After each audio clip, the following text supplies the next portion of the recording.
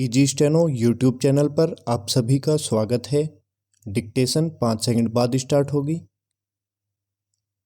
Ready start.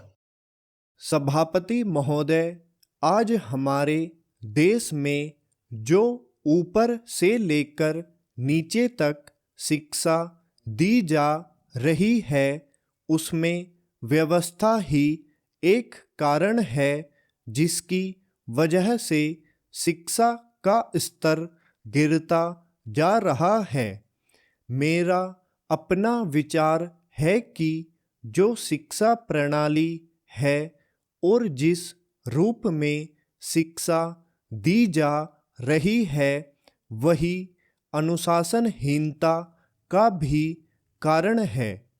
अपने देश और प्रदेश में हर एक की अपनी अपनी भाषा है और वह बालक जो इस देश में पैदा हुआ है, जो अपनी मातृभाषा की गोद में पला है, उसको यदि अपनी मातृभाषा में ही शिक्षा दी जाए तो मेरा विचार है कि शिक्षा का स्तर ठीक हो सकता है।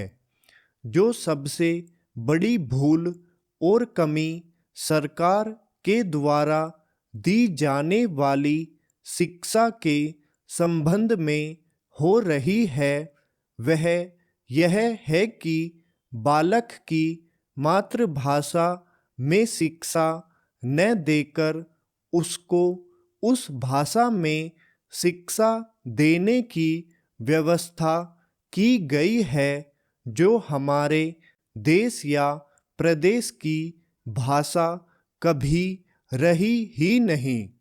मेरा अभिप्राय विदेशी भाषा अंग्रेजी से है। मैं यह मानकर चलता हूँ कि जब से यह भाषा इस देश में आई है, चाहे वह किसी कारण से आई हो, इसे आप भी और इस माननीय सदन के सदस्य भी जानते हैं कि उससे बुरे परिणाम ही निकले हैं। कोई भलाई नहीं हुई है। इस देश को जो हानि हुई है वह किसी से छिपी नहीं है। हम देख रहे हैं कि हमारे यहाँ जितना फैशन बढ़ रहा है और जितनी वेशभूषा बिगड़ रही है वह सब अंग्रेजी भाषा के ही कारण है। जिस समय यहाँ पर अंग्रेजों का राज्य था, प्राय यह देखने को मिलता था कि वे लोग जो विशेष करके किसी न किसी तरह से सरकारी पक्ष के ही होते थे, अंग्रेजों से मिलने के लिए जाते समय अंग्रेजी वेशभूषा का ही प्रयोग करते थे। परंतु यह इस प्रदेश और इस देश का दुर्भाग्य है कि अंग्रेजों का राज्य समाप्त हो जाने के बाद भी लोग उनकी वेशभूषा को पहनते चले जा रहे हैं।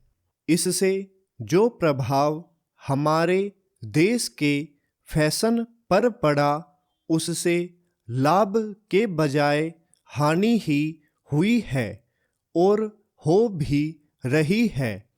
मेरा ऐसा विचार है कि अंग्रेजी वेशभूषा से इस देश को बहुत हानि हुई है।